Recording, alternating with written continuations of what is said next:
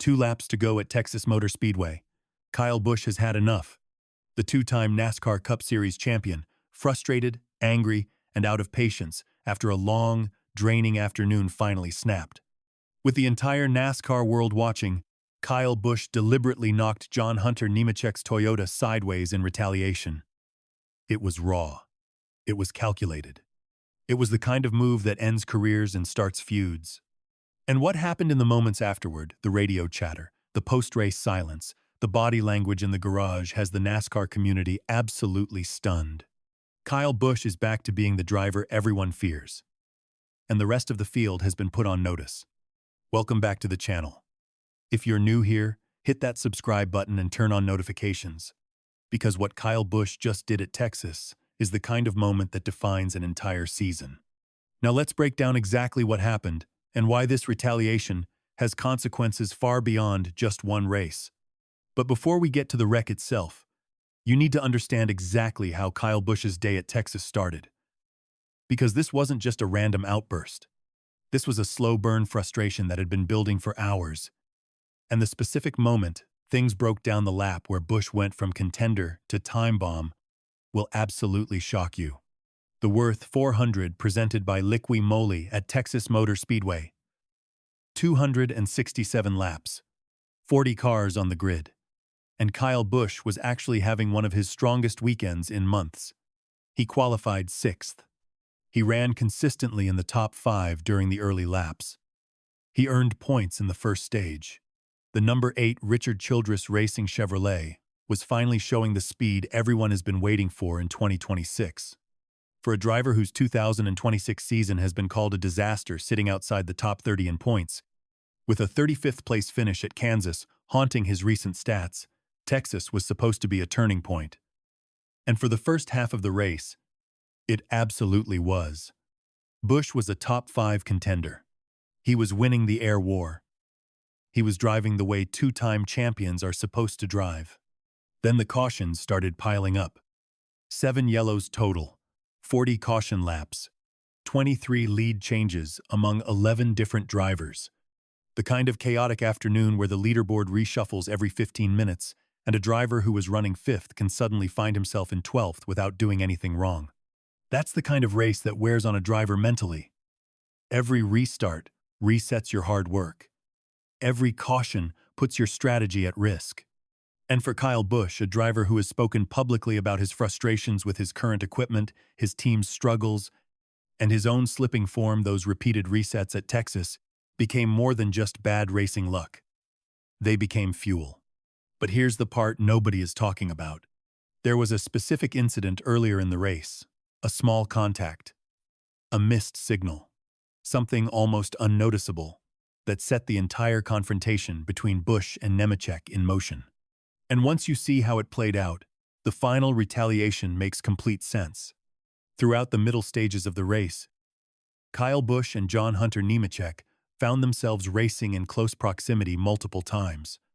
Nemechek, driving the number 42 Legacy Motor Club Toyota, has been having a quietly competitive 2026 season, making moves, finding speed, putting himself in position around the top 15. The two drivers traded positions repeatedly through the middle of the race. Bumps. To outside observers, it looked like normal racing. To Kyle Busch, who has been operating with absolutely zero patience for any contact in 2026, it was something else entirely. Insiders watching the radio traffic noted Busch's increasing frustration as the race progressed. The voice was getting tighter. The tone was getting sharper. The patience was running out. By the time the final restart of the race arrived, Kyle Busch was already at the breaking point.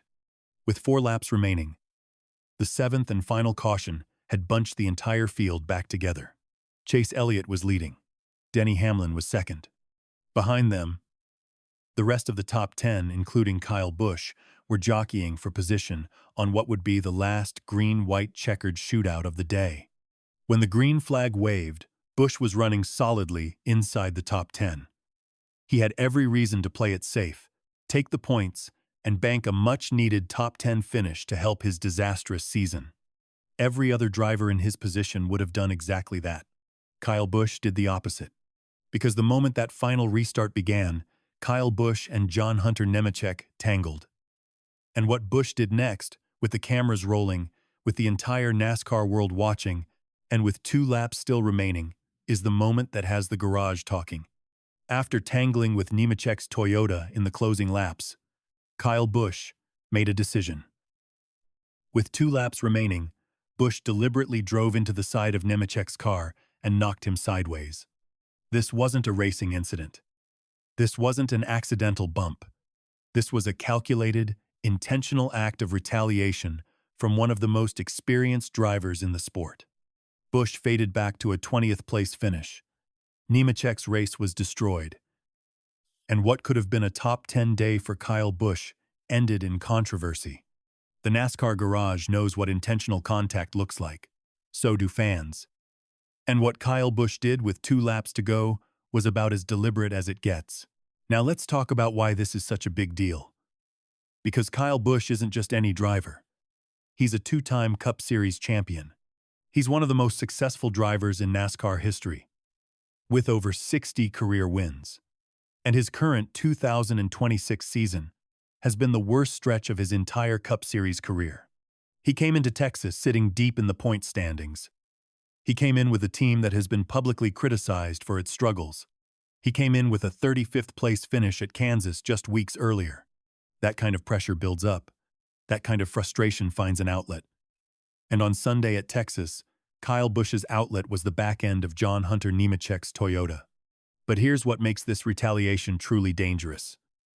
Because what Kyle Busch did at Texas isn't going to stay at Texas. There's a specific track coming up on the schedule that has historically produced retaliation feuds.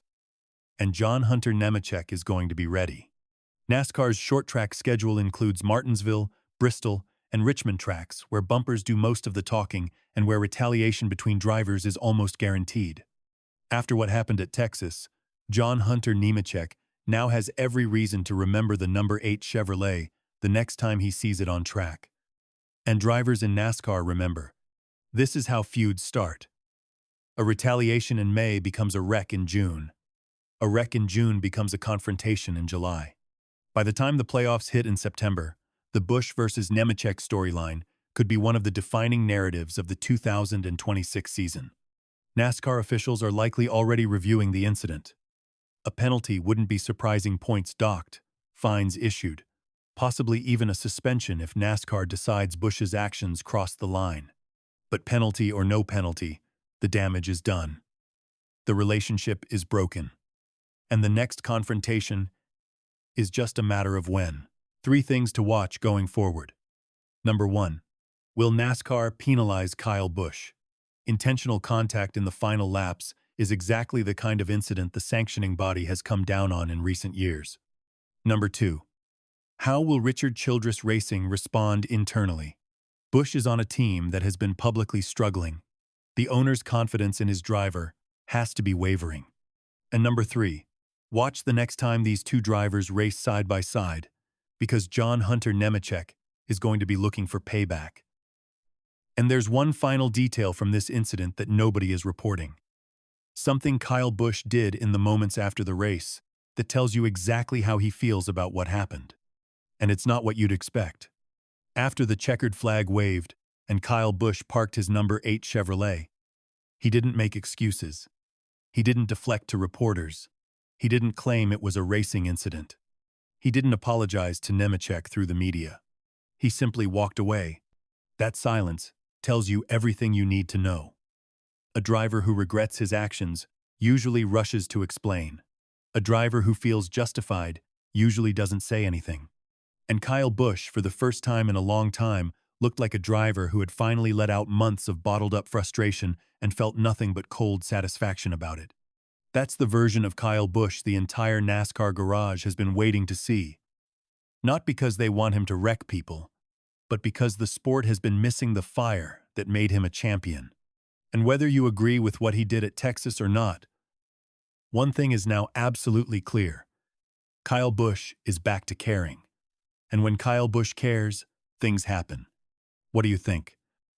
Was Kyle Busch's retaliation justified? Should NASCAR penalize him? And is this the start of a real Busch versus Nemechek feud? Drop your thoughts in the comments below.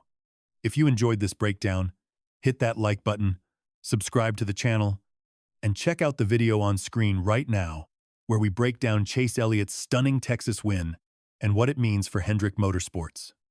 Trust me, it's a story you don't want to miss. Thanks for watching, and I'll catch you in the next one.